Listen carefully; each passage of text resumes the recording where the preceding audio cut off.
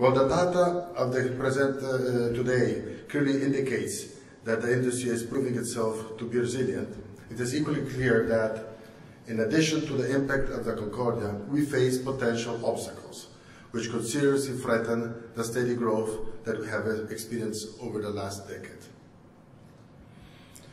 Well, they will no doubt be addressed in the State of the Industry session later this morning. Let me briefly refer to some of these challenges.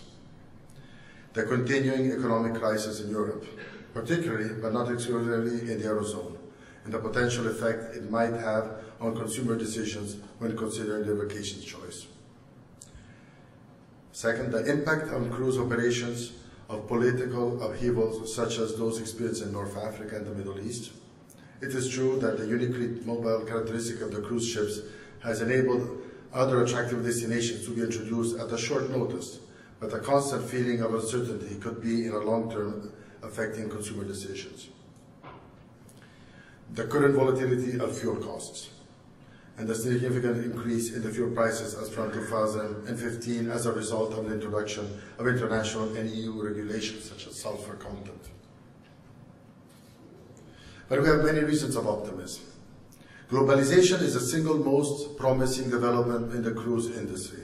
Demand for cruising having almost doubled in the last decade to well over 20 million passengers. Well, there is clear scope to increase the number of Europeans taking a cruise. Currently, only some 1% of the 500 million population. If we think that in the United States it's 3%, and the European population has more vacation days. With its unique set of high-quality destinations, reflecting its rich and diverse cultural heritage, the opportunity to attract cruise tourists from other parts of the world are enormous. With their rapidly expanding middle classes, massive populations, and their growing taste for cruising, the source markets of Asia and South America in particular offer huge potential for Europe as a destination. The potential is clearly illustrated by the fact that almost 21 million cruise passengers worldwide, nearly 18 million come from Europe and the US, with a combined population of 800 million. In stark contrast, passengers from the rest of the world amounted to less than 3 million, from a population of 6.2 billion. And of these, over 600,000 came from Australia alone, which saw a staggering 34% growth in 2011. 600,000 over 15 million people. And we have only 500,000 over 3.5 billion people in Asia. Encouraging inward cruise tourism into Europe can only economically and socially benefit the destinations visited. It also fits well into the clear European Union and national recognition that the development of tourism is a key element for Europeans' recovery. It should also be noted that being dominated in the building of cruise ships, and assuming it can remain competitive, the European shipbuilding industry can only benefit from the growing global cruise market.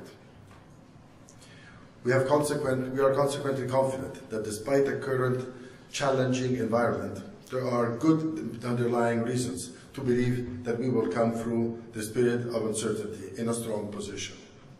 In addition to these positive trends, we are also supported by the fact that the industry is subject to a comprehensive international and European regulatory regime and has an excellent safety record. We therefore start from a basis of trust and confidence from which we can draw. Finally, the innovative characteristics of the cruise industry should also be emphasized.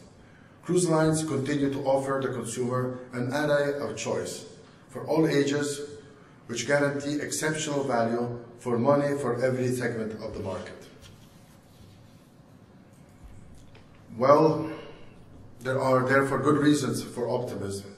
Much will depend on having a regulatory regime in place, which balances the need for Europe to continue to be a good place to do business while meeting the understandable legislative ambitions of the European Union institutions and the wishes of the public at large. In this regard, while environmental and safety issues remain very much top of the political agenda for Brussels and for the European Cruise Council, there are other key areas which have a significant impact on our sector. These include policies relating to tax, to ports, to health, and to hygiene, consumer affairs and tourism, as well as labor matters. Many of these will be explored in a session later today. However, a common theme is that the European Cruise Council very much believes that the most fruitful way forward is to work closely and constructively with the European Union institutions in order to find pragmatic and workable solutions to the challenges that arise. All in the cruise industry share the goal of safe and sustainable growth, and the European Cruise Council and its member companies are determined to work together with all stakeholders, be they international and European regulators, NGOs, and the public, to achieve this objective. We are optimistic that together we will succeed. Thank you very much to all of you.